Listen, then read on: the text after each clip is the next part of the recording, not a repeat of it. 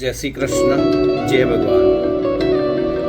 આજે આપણે વાત કરીએ પરિશ્રમની.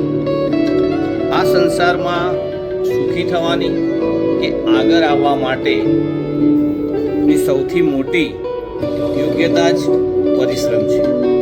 માણસે પ્રકૃતિમાંથી પણ શીખવું જોઈએ કે કીડીઓ સખત પરિશ્રમ કરે છે.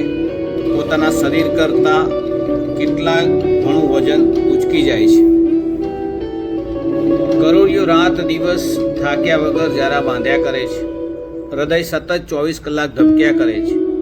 આ રીતે મિનિટનો ઉપયોગ કરનાર જ યોગ્યતા મેળવે છે. કહેવાયું છે કે ક્ષણ ક્ષણનો ઉપયોગ કરે તે જ્ઞાની થાય અને કણ કણનો ઉપયોગ કરે તે પૈસાદાર થાય. જય શ્રી કૃષ્ણ, જય ભગવાન.